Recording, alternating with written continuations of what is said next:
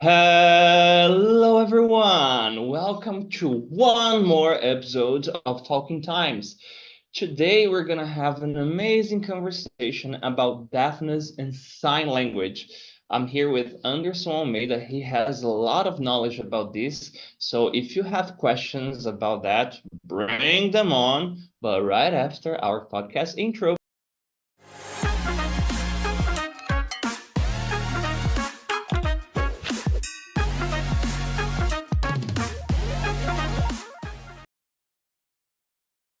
Here we are, man. Welcome to Talking Times. Hello, Mike. That's very good to be here with you. Thanks for the invitation.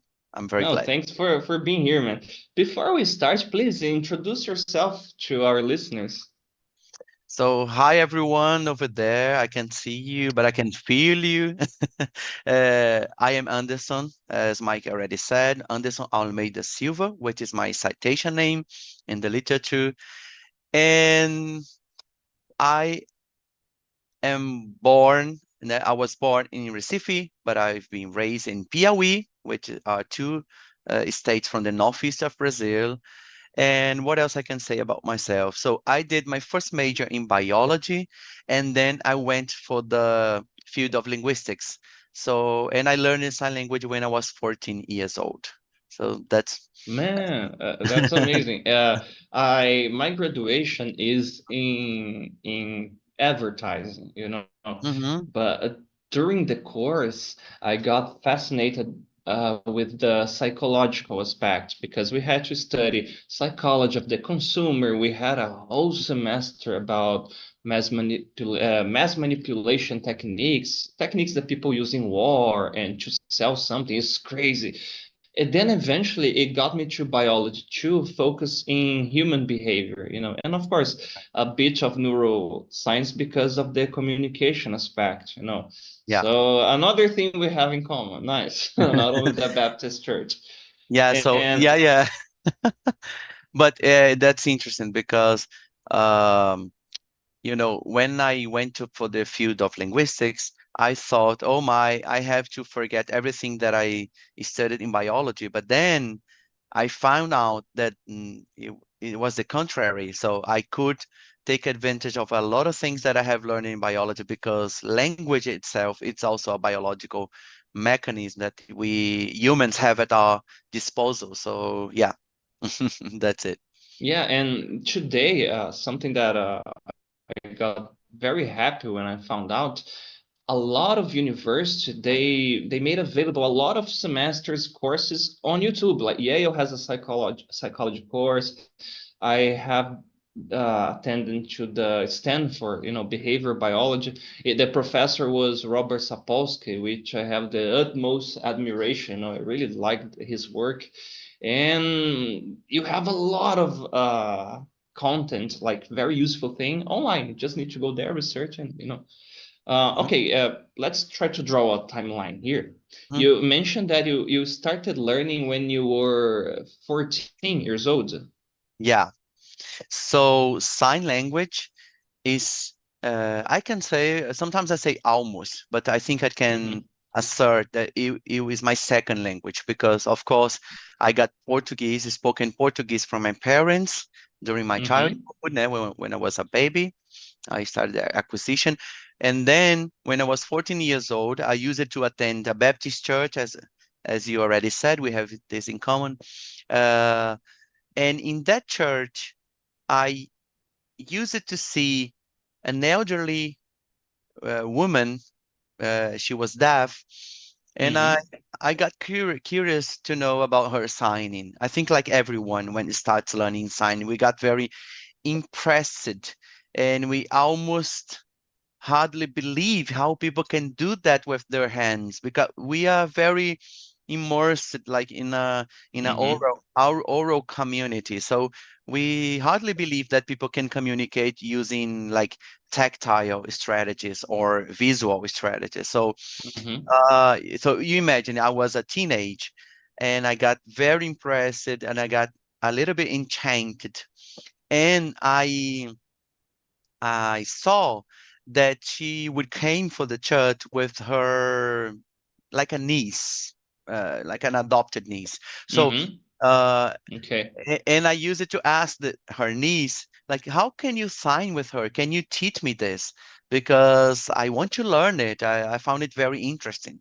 Like, and by that time, there was no like undergraduation in sign languages in Brazil, like there are Oh, nowadays. So it was just a teenage curiosity, basically. but So, but this was very that's good to very me because, interesting. yeah, this was very good to me because, I got like from the practice to the theory. I came from the practice to the theory. So yeah, so that's the very uh, the beginning of my story with sign language. So everything started when I met this deaf lady in my church, and from that day on, I started attending courses, attending deaf places, and I never stopped. So it has been like 2002, 22 years since this story. Yeah. Yeah. And did you have the opportunity to chat with her during this process? Like, well, now I learned some stuff, so I'm gonna chat with her. So, Yeah, of course, yeah. So I started interacting with her and she would teach me some signs, but at a certain point, like talking to a native signer or like a native English speaker, it doesn't mean they know how to teach you the language because they just speak the language, but they do not have like teacher skills. And mm-hmm. I felt like I needed to go in deep waters with sign language. So I looked for courses, and there was another place in the city that I used to live that was offering a course, and I started attending this course. And it was like a very short course. It was like 3 months, this course. But the fact that I was so immersed in the deaf community and I also had a lot of contact with her made me like a very fast speaker. So I I really learned sign language fast. I can say that I did it fast. Mm. So, and you probably remember this, but when you approached her for the first times, how did she feel? Because I imagine like back in the day is very rare to find a person to communicate, and we humans, okay, you are from the biology field, so we are social creatures. So I imagine like it was like, ah, like, hello, I'm here to have an interaction with you. How did she react, man? Well, I didn't get the chance to ask her what did she feel when I approached it to her, but I I still have contact with her. She Ah, nice. yeah. So she's alive. I think she's about like she's a 60s or a 70s Mm-hmm. almost. So, but I still have contact with her, and I even dedicated my dissertation to her because I said I dedicate this to Aurideia is her name, to the first deaf that I met and who made me like uh, do everything that I do nowadays with this. So I didn't get the chance to ask her like how did she feel, but I imagine from what I hear and from the narratives that I get from the deaf community that people are very afraid of getting close to deaf people. They are always afraid that oh, I don't know how to gesture, what am I supposed to sign, and if I sign something Mm, that is dirty and they misunderstand me. So what I can say is that she must have felt good by that time because uh, I think it's very it's very good that people can get interested in what you do and what you know and what you have to say, despite of the fact that you are a deaf person. Yeah. yeah, what you I can relate to what you are describing, Anderson, because Hmm. I had this ex-girlfriend like a few years ago, and one of her uncles, he was deaf, so deaf and mute, and he, of course, he couldn't speak. He just made a few sounds, and nobody there was fluent, in the sign language, but they could communicate clearly, he was completely functional. He used to work, drive. People have this kind of misinterpretation that if you have any type of like a deficit, you cannot see, you cannot hear. Oh, so my life is over. I cannot do anything. No, completely functional person. And the awkwardness that you describe it, I say, okay, he used to, funny enough, he used to come and chat with me all the time because like you said, I was very curious, but I don't speak the language, so we used to improvise, and never, not even once, there was a moment that he frowned or he did like, "What the hell you're saying?" It was completely opposite, like very open, like, "Oh, you are talking to me." Mm. And it's amazing. Like most of our communication is non-verbal, right? It's like the facial expression, the gestures. So that's a good message for people that are watching us now. If you Yeah. have the opportunity to interact, don't be afraid because it will be quite the opposite, right? The person will feel like finally somebody to share something. Right? Yeah, I would not like to say that she felt flattered that I Mm-hmm. approached her, because flattered means more than what I want to say. But she must have felt flattered because as we are saying here, people should try to talk to deaf people, and contrarily of what they think, people, deaf people are very open to teach uh, hearing people, right? So if they see that you are interested, maybe they will teach you the alphabet and some signs.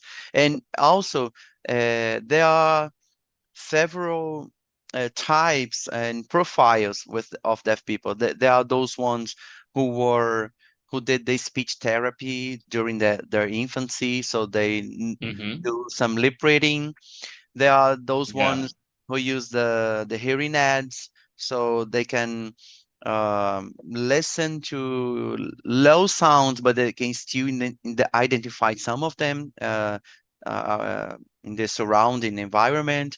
And of course, the most used strategy are the signs and the gestures. So I bet um, that you integrated, right? All these things, you used your facial expressions, your gestures that because all human gesture, all human gestures. So all of us are born in a community, in a culture that gesture, that use gesture. So uh, Definitely. if I ask any Brazilian, they know the meaning of this, which is craziness. They know the meaning of this, which is to die, or they know this, that is to drink, or we do this for butterflies, or Mm-hmm. and this I to know play one. instrument or harp, right? Yeah. So that's like something that we never say the contrary. Like it's unarguably right. Like all of us gesture, so people can take advantage of this also, and try to communicate with deaf people. And Man, this, and just to not to lose a thread that I'm thinking right now, when you told me this story about your ex-girlfriend's ankle, um, mm-hmm. it reminds me of a story that I've been working on right now, which is in these contests that there are these like uh, because most of deaf people are born of hearing parents, and these hearing Okay. parents, they don't know sign language. So what happens is that in every house that there is a deaf kid, uh, a a proto sign language is invented, what we call a home sign system. So That's so fascinating. Her mom yeah, could talk to him all the time about anything. That's yeah. So exactly this what you're is describing. it's a Fuck, man. time, yeah. It's a home sign Sorry, system. it's like So it blew my no, mind no, now because exactly that. no. This is our function. We give name to things that happen. This what scientists do. So so that's exactly the case. He must have a home sign system that he shares with his parents or the people that lives in the household. And what happens is that if they stay like a long time using this home sign, it can really become a language. Like if there are like 2 or 3 houses of deaf people that live close to each other, and they never get to have access to the official sign language of the country, they can develop those home signs into a, like a real full-fledged sign language system. So that's very interesting. And I have been doing some research on this in Brazil. And we found out that in Brazil, we not only have the Brazilian Sign Language, but we also have some other sign languages that are used by deafs who are like isolated geographically. Man, okay. People in the chat, I haven't forgotten you. I'm gonna go to you in 1 second, but just so my mind gets sidetracked easily, I have one thing to ask about this, Anderson. Mhm. Um, since you have been researching this, have you found any common ground between like the proto home sign language and the standard one? For example, in both cases, people do this for house or church, for example, this for love. Are there like a common ground between the two? Right. So you are making a bad thing for a scientific mind, but let me try to to make it short. Don't worry, man. To make it short, because all right, yes, answering objectively your question, yes, there are a lot of uh, signs that, because by this time those gestures have become signs. Because one important thing, I think people are curious about this: what is the difference about of a gesture and a sign? Oh, So definitely. yeah, so there is like a continuum. There is no clear like boundaries, like Okay.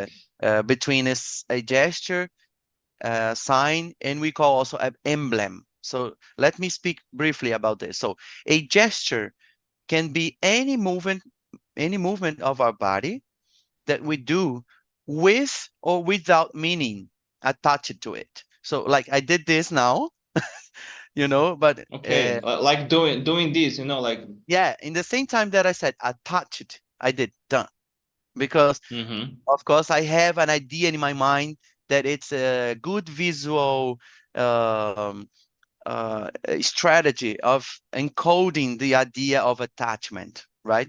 But it's not a sign, because I'm not sharing this with other people. So I cannot, it's not Okay. conventionalized. That's the word. Like Okay. a sign is conventionalized and a gesture is not conventionalized. So I can do this for you now and you can understand. But if I get to someone in the street and do this, it won't mean the same. And when something is already a sign, it cannot be two things or three or four. It has to have the same meaning. So everywhere in Brazil that you go and you do this, it is house. But I suspect that if I am walking the street and I stop someone and I do this, maybe it's not clear that this person will understand that I'm telling house. Maybe she'll say, Mm-hmm. what is this? You want to pray? Or I don't know. She or he can come with a lot of possibilities. So that's the Yeah, in main my difference. mind, it came house or church. Like Yeah, I would do uh, like this. yeah, the it's like what the hell yeah. or where, So now I want to introduce to the guys that are watching us another concept which is very useful to us now is the concept of emblem. So an emblem is a gesture that's so used, it's very, very often used in the community that it gets almost a sign status. So like Okay. this, it's not a gesture anymore. It's an emblem, because Mm, if I talk to other hearing person, despite of being hearing or deaf, they will understand it. So like craziness or pray or silence or mm-hmm. glasses or to shoot, uh, Gun like to or shoot or gun. These are not signs because they were not created within the deaf community, but they are very widespread in a culture. So they are emblems. So this is a continuum. So it starts with a gesture, then it can become an emblem, or it can skip the emblem step and becomes a sign. But most importantly, a sign has to have a conventionalized meaning. So that's the story. man, that's fascinating. I asked that because is the biological curiosity in me Mhm, that people sometimes they think is weird, but I consider we are animals like any other. We just have a more developed cortex, which allow us to have language, yada yada yada. So mhm. I'm always curious about being from the same species. There must be something that is universalizable. I don't know if it is even a real word, but that's it. Something that is universal about us. That's why I asked, like, man, that's very interesting. Like, Yeah. even being from different parts of the world, people would find like a common ground because we have this urge to talk, to communicate.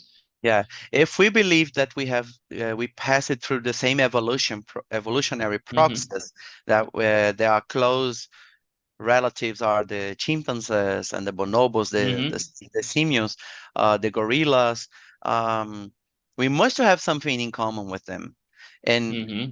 uh, and these I think people will like it because we usually see in the films like the uh, I don't know, a Planet of the Apes, the Planet of the Ah, yeah, Apes. yeah, yeah, Yeah. yeah. So in the film Planet of the Apes, there is a myth that chimpanzees can sign. Because actually, if I go to a zoo and a chimpanzee tells me, "Good afternoon, welcome," I will go. I will get crazy and then I will run, right? From the, so You probably studied the Coco, the gorilla, right? yes, I've seen the story, yeah, about her. Yeah, Yeah, because the it was experiment. very polemic. Some people say like the scientists like kind of stretch it, like she was saying like pizza, truck, Yeah, the moon, yeah. happy, and like Like oh, you see, she's saying that. I have nothing against these experiments. I think they are very important Mm-hmm. because, as I said, if we came from them, we have to have something in common with them. And Mm-hmm. and so the fact that they learn a lot of science, because with the experiments with Coco and Washu, I think what the name of the of other gorilla that has been trained. So there are a lot of experiments made with gorillas and chimpanzees, mainly the great apes. Mm-hmm. Are the most capable ones to do this. So they learn a lot of science. They can uh, even they can relate things in the space to the sign that they are using, but they cannot form sentences. This is we have never seen. Like if I get to a house that has an ape that has been trained, they cannot say, "Hey, it's time to eat. I'm hungry."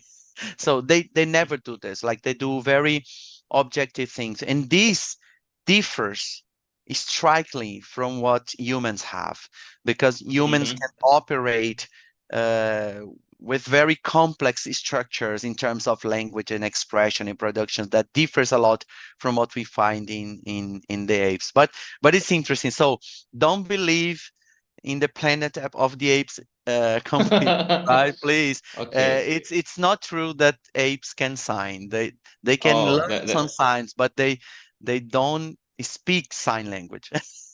okay, I'm gonna put a pin on that because there is something that I saw that was about the gene Fox P2, I guess. But okay, we're gonna be right back at it because people in the chat are like, Mike is ignoring me. No, I'm not, guys. Okay, let me take a look here.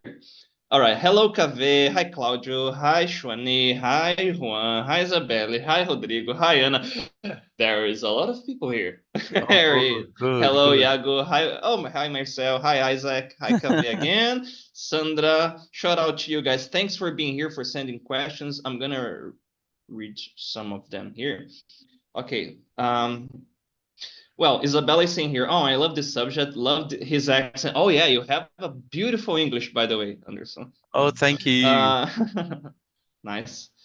Okay, hello, times infinity here. Hello, Shoni. Okay. All right. There is a question from Marcel. Yes. About how long does it take to learn a sign language? Okay. I asked you this before because it was also my curiosity. So, in average, Anderson, and Hmm. depends on what exactly. To let's say to be intermediate, so you can Right, keep up a conversation, talk in the past, in the future. right. So most of the course they offer like at least a 3 semesters course, right? Mhm. For you to get the basic and the intermediate knowledge of sign language. So in general, if you go, I don't know if I can say the name of the companies here. Can I? Yeah. Yeah, no problem. Pay us. No, Yeah. just kidding. Ah, if you go like to Senaki, where there are Hmm. courses sign language that is offered, like Senaki or CAS is also Hmm. a place that it's a government school where they train sign language people to be sign language teachers and interpreters, CAS, right? There's a long name in Portuguese for this. So if you go to CAS or SENAC or a Deaf Association or FENEIS, which is a place in São Paulo that offers.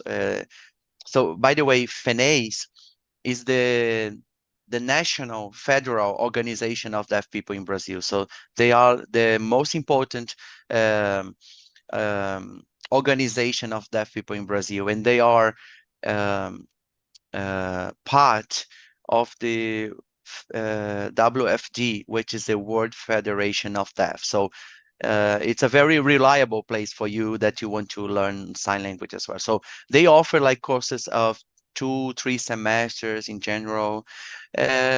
So they have good prices, good extensions. So I think that anyone who wants to learn sign language can find it like a bit more easily nowadays than it was like other days in the past. Yeah, like 3 semesters at least. And Okay. of course, as any foreign language teacher would say, you have to get contact. You have to look for the native. So you have to interact with deaf people. Otherwise, it would be like meaningless. I bet that anyone who is interested about learning English or German or Dutch or Brazilian Sign Language is also interested in reading something about these people or meeting these people in the future or learning about their culture. So it's like unconceivable that people will learn sign language and don't want to interact with deaf. So it's very important that you have like contact with deaf users. Yeah, and this was when the moment you were explaining to me, Anderson, I thought about what happens with the neuroplasticity in the brain. So if it's somebody who has a family member, a friend, or has this contact on the regular basis, you're going to speed up the learning process as well. Like it's completely different of doing like 2 hours per week, for example, you know. Right. So there are the cases where they are very interesting, like scientifically and socially as well. Like there are people who are born, so it's the contrary. There are people who are hearing, but they are born from deaf parents. These No, people, they are called codas, which means CODAS. codas. That means children of deaf adults. So they are children of deafs. So they get sign language as this the mother tongue. Damn, that's fascinating too. Yeah. So that's the contrary of what happens. Generally, a deaf person is born from hearing parents. So codas exhibits the contrary pattern. So they are born in a deaf family. So I'm hearing, but my first language is a sign language. And of course, when I go to school, when I meet my cousins and my aunts and uncles, I get contact with the spoken language, the oral language. But in my house, my first contact was with a sign language. So that's very fascinating. And so that's one case. So this person will get sign language as a mother tongue. So the case you Mm-hmm. mentioned is someone who has a relative that signs. Mm-hmm. So it will speed up their learning, of course, because I have a cousin and sometimes I talk to him or her, and of course it will accelerate a lot my learning process. And the other case are people who doesn't know anyone who signs, so you have to look for places where there are deaf people. So we have like these three uh, range of possibilities of signing. Man, that's very interesting. And related to that, that's an interesting question from Sandra here. Um, she's asking here, what strategies do you use to learn? So, okay, one is you go and apply for a course, because we always say when people are learning English, oh, you need to find someone to chat, to listen to music in English, watch movies in English. About sign language, what are the extra things people could do to speed up the process? Right, good question. So let I will talk firstly about my personal strategy when Okay. I initiated learning sign language. So I remember that by the time I started learning sign language in 2002, there was no, because I don't want to get in another topic, which is sign writing. That's a right that is a writing for signs. But anyway, getting back to the beginning, uh, you know, when I saw a sign, I didn't have a camera to record the teacher. So when I got back home, I had forgotten all the signs that I have seen. So Damn. the teacher would teach me like a list of 40 signs or 50 signs, like house, mother, father, forget, breath, love, course. But you can see that you already can remember some of them, but you forget about others, right? So Yeah, if they 70% is lost already, man. yeah. So first, you have to try to develop a lot your visual memory. You have the chance also to improve your motor coordination, right? Learning sign languages. But what I did was when I saw a sign, I use it to describe it by writing. So, for example, the sign for Mm, serious, someone who looks serious is like this. So, I would do like it seems like a bear is scratching your is scratching your okay. face, you know. So, Yeah, you were using some mnemonic devices there, like a yeah, claw, and then I yeah, got serious because Wolverine or yeah. So Sabretooth. breath breath is like this to breath in, and breath out is like this. So breath in, I would say you are miming like you are catching the air and putting it behind your nose. So I know I developed this strategy for me because I could not record. I think by that time I didn't have like a good mobile. It was 22 years Mm-hmm. ago, but I use it to write, and of course I use it to watch. I think there was um, of course there were like the videos, Mm-hmm.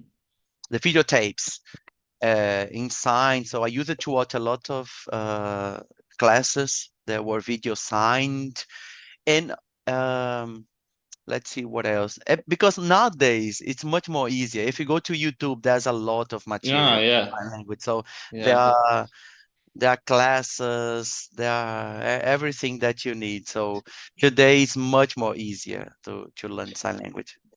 But Something they have to be but aware. Yeah. Mike, I think uh, you cannot trust forever in technology, because if it fails, Mm. you still have your writing. So I believe writing is also a good a good beginning, right? For you to force your memory to remember what is the sign look like. So yeah, Yeah, and especially because you are doing the motor action, like you're doing yeah, something else, it will help you to remember.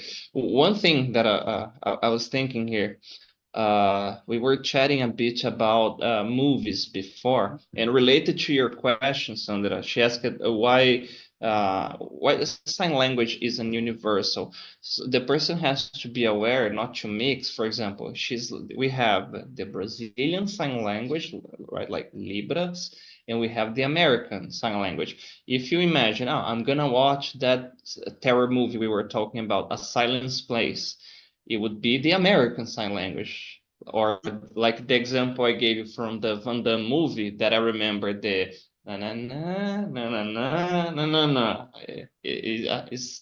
I Which don't means, remember the name. It's not Timey Cop, but it means I love you, right? yeah. So the two languages here, the Brazilian, the American one, are they very distinct from each other? Yeah, so people usually think that sign languages are not are universal, but they are not, right? And it comes from the idea that that gestures are conventionalized. But as I said in the beginning, everyone in the world can gesture.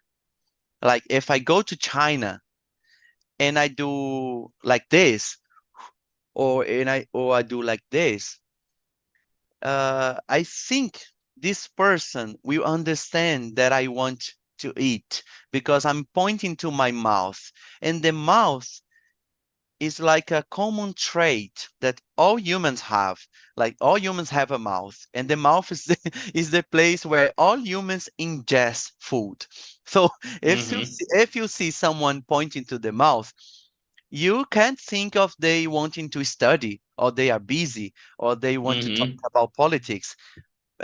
Clearly they want to say something about um, eat, right? Mm-hmm. So people think that sign languages are universal, that they should be universal, because they relate sign languages to mime, Mm-hmm. and mime and gesture. Of course, we can communicate with mime and gesture, but mime and gesture are limited options.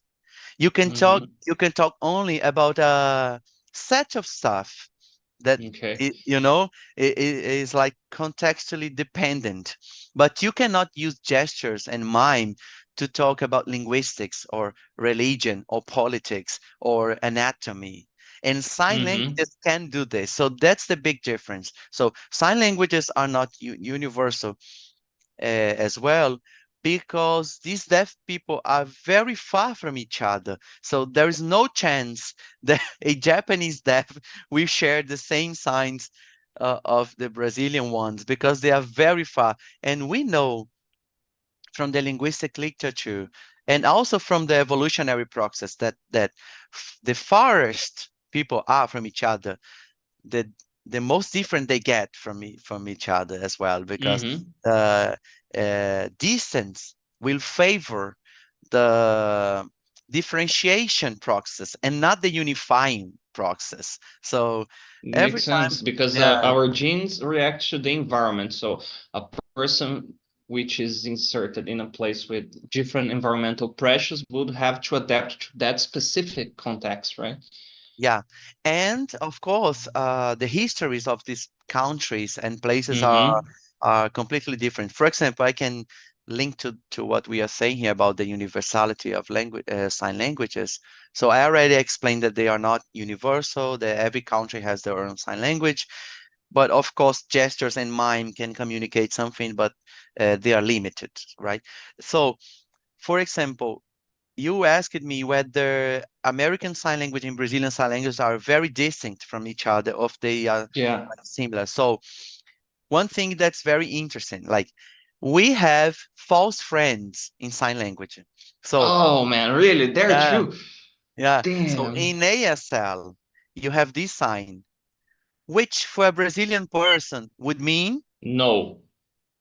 but it means where. Ah, come on, really? It's Yeah, like a it's a WH pronoun. Like restaurant. The person will say where, like, yeah. "Oh, You can say like in ASL, you say eat where. So where are you going to eat? Where are we going to eat? okay." So, but in Brazil, it would mean eat no. Now I would. Now Yeah.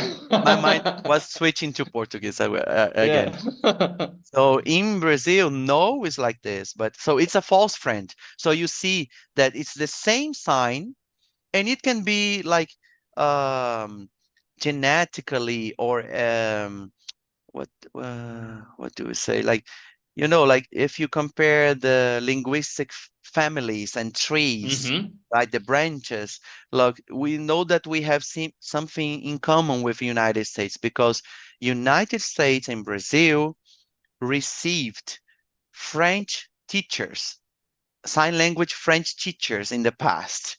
So Okay.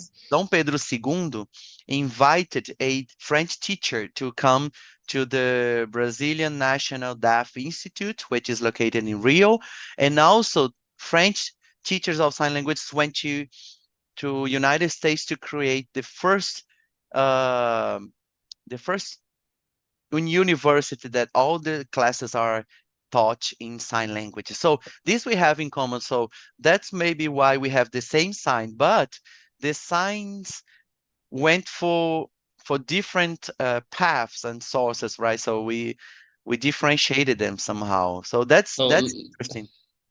man, it's mind blowing because it's kind of the same process of every language is just non-verbal. And Yeah, linked to what Kaveh asked here, if you have taken like a university course. So I'm curious about you study when you are studying the sign language, it has its own etymology too, right? The history, the roots, is like that. yeah. So for example, and it also correlates with the history of the country. I mean, the history of the whole population of the country. So for example, we know from the history that New Zealand and Australia are former British colonias, right? So United Kingdom colonized these places. So that's why they speak Mm-hmm. English.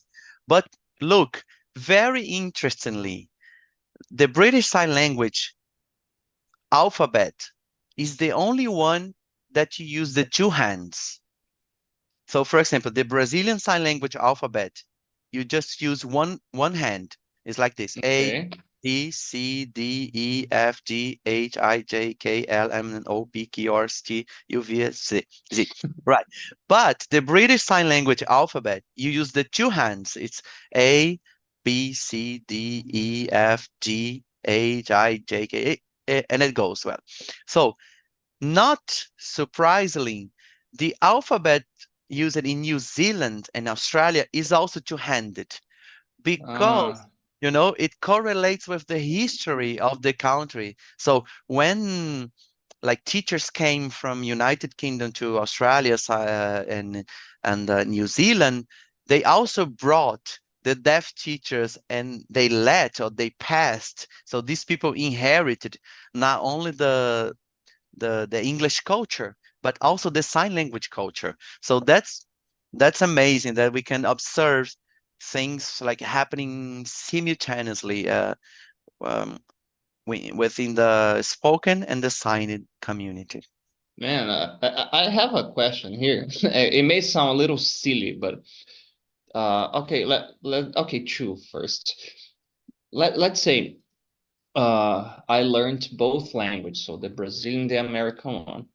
Right. It's possible because, for example, Brazilians, we are known, truly to be more kind of expand type of people. We talk loud, we gesture. That's my question. Is it possible to have an accent in sign language? Like I am talking to someone and they say, "Oh, you are from blah blah blah," right? Because I don't know the way I move, or Yeah. You can have like the so I'm always citing research.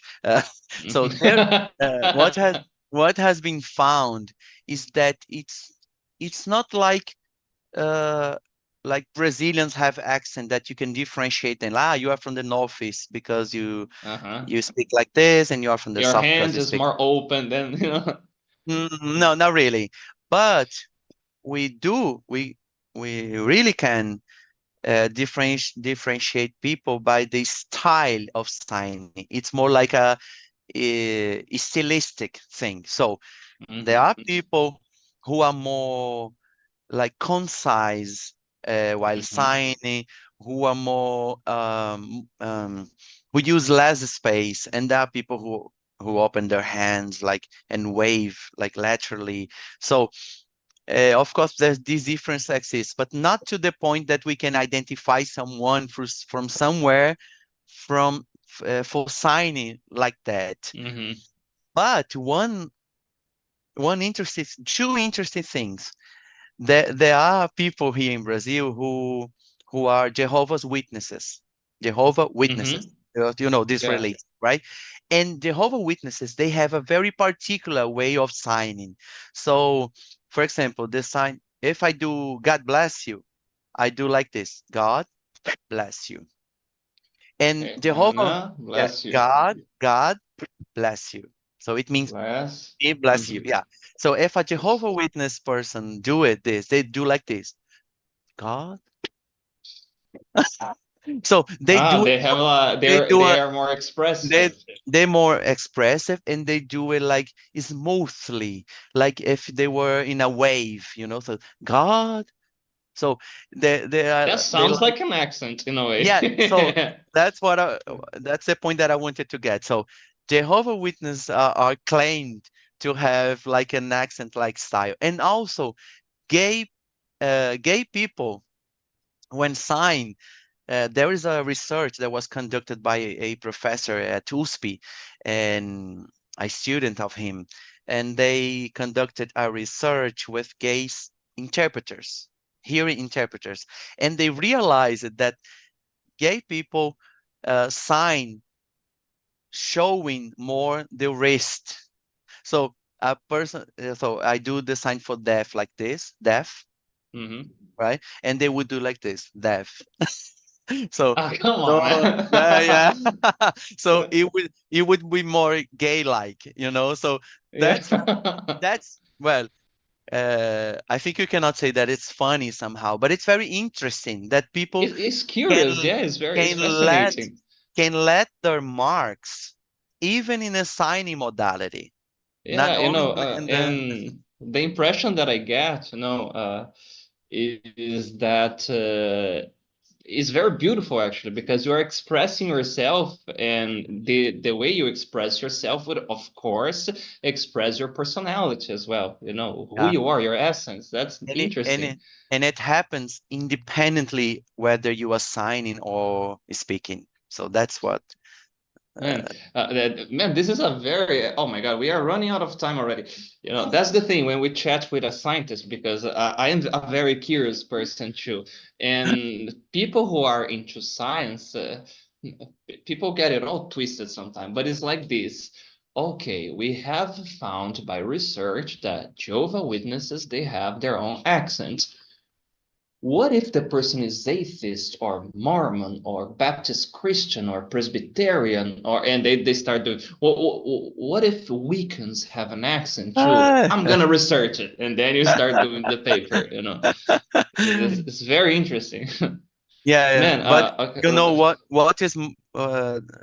fascinated me always is that like every almost every phenomena that applies to spoken languages is also found in sign languages. So as we talk it here, like the things things cannot be universal, that a deaf can have an style while signing and an accent, and there are there is composition in the signs, there are false friends. So yeah. these are things that we teach in English courses as well, and all these things we find in sign language. So I think this is the most fascinating thing, so that somehow during the evolutionary process, deaf communities surpassed their models, and they got to develop this amazing way of interacting, which are the sign languages, which are like full-fledged languages. And somehow, that I don't know how to explain, our brains recognize that sign languages are languages, because there are things that we do with the hands, but Mm-hmm. deaf kids won't get that as a sign. But there are some things that they see and they say, this is a sign. So that's amazing that, for example, hearing kids hear a lot of sounds in their surrounding. They listen to the chicken, they listen Mm-hmm. to the dogs barking, they listen to the trees, Mm-hmm. and the leaves make noises when the wind hits through them. But the only sound that babies copy are the speech of their parents. You cannot hear a baby imitating a chicken or a dog. So somehow the brain knows that this is noise and this is language. So somehow the deaf people know this is sign and this is noise. No, So it's beautiful how we can uh, filter it, you know. Um, and if I speak like, okay, let's say I speak Brazilian Portuguese and the Brazilian Sign Language. Am I considered bilingual by the yeah, standards? yeah, yeah. Ah, That definitely. Even that you are dealing with a language that use it not use it not to have a very political importance, because I think nowadays mhm, the the picture has been changed a little bit. I don't know if you agree, but sign language has mhm, got a lot of importance, and the recognition of the language of deaf communities has increased a lot among several countries. So, um, but of course, we cannot forget that we are still talking about a minoritized community. mm. They are not the majority of the community. So it means they have their importance, but someone can maybe criticize you and say, ah, you are bilingual, but you are bilingual in a language that is only spoken by 4 million people or 2 million people. But anyway, you can just ignore this and you are still bilingual.